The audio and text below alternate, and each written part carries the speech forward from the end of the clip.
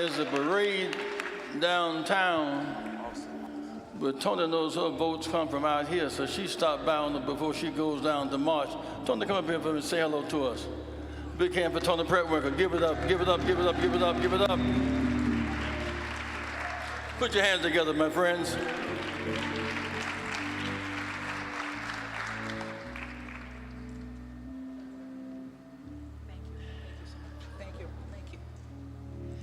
Good morning.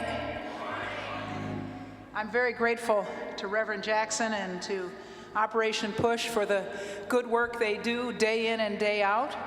And of course, I'm grateful for the opportunity to say a few words this morning. We're here to honor Cliff. And some of you know I'm a history teacher by profession. And I always say that democracy is at the same time the best and the most fragile form of government on earth. The best and the most fragile form of government on earth because it depends on an active, engaged, and informed citizenry.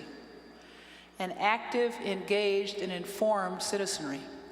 And Cliff Kelly has been part of the information fabric of our African American community for a very long time. I can't tell how many times I've been on his program, innumerable times, and I always find him well-informed, thoughtful, careful.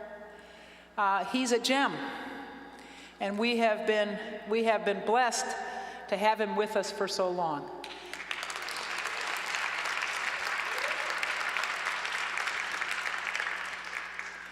And I'm very grateful to him for his service, so I wanted to begin by acknowledging and congratulating him on the good work that he's done, informing our citizens. I'm a candidate for mayor of the city of Chicago, and we live in a great city.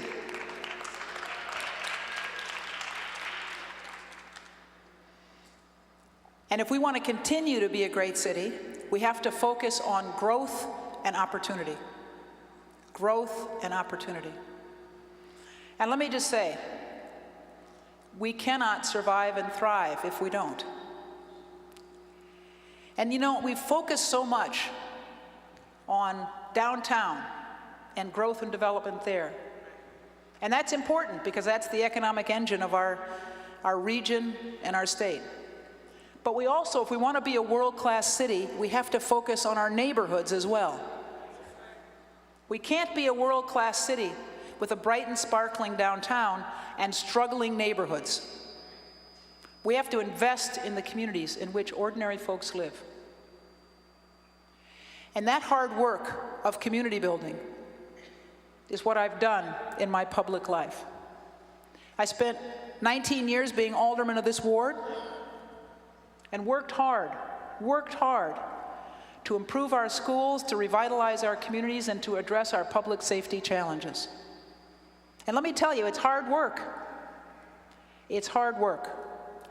We worked with parents and principals and community residents to improve our schools.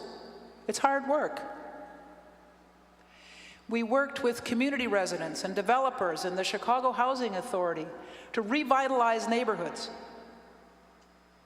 We built 1,500 units of housing just in the 4th Ward when I was alderman. We have to have affordable housing for working families. We can't have a situation in which only the privileged can afford to live in our city. And we have to invest not just in housing, but our businesses as well. Small and medium-sized businesses in our neighborhoods employ our neighborhood residents. And we need to support them in every way we can. And I've proposed assistance that would provide them with loans and grants to start and build and maintain their businesses. That's critical. And we also have to address the public safety challenges. And I worked with commanders and officers on the street and community residents to try to address the crime that plagues so many of the communities that I served. And let me just say, when I was a teacher, I lost one of my students in a drive-by shooting. And I know what a devastating effect it had on her fellow students, on the faculty like me, on the community out of which she came. Everyone has the right to feel safe in their home and in their community. And the first obligation of the mayor is to be sure that that's the case in all of our neighborhoods. And we have some real challenges, because the only way in which we can address the violence is to be sure that we have a good working relationship between police and community. In many of our neighborhoods, that's not the case. There's a wariness of the police based on the way in which our communities have been policed over time. And we have to address that by investing more in community policing, by investing more in training and supervision for our officers, but holding them accountable as well. Across the country, for every 100 murders, 62 or 63 suspects are arrested. But in the city of Chicago, it's only 15 out of 100.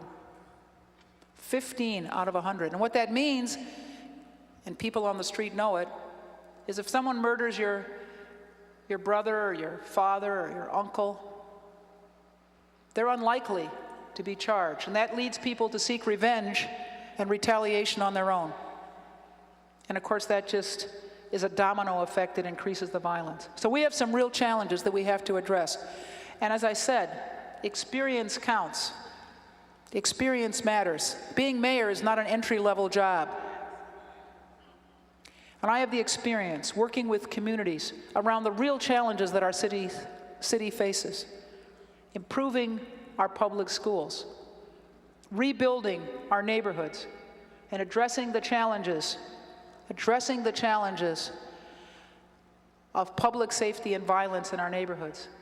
I have experience doing that good work, and I'm the only one in this race who does.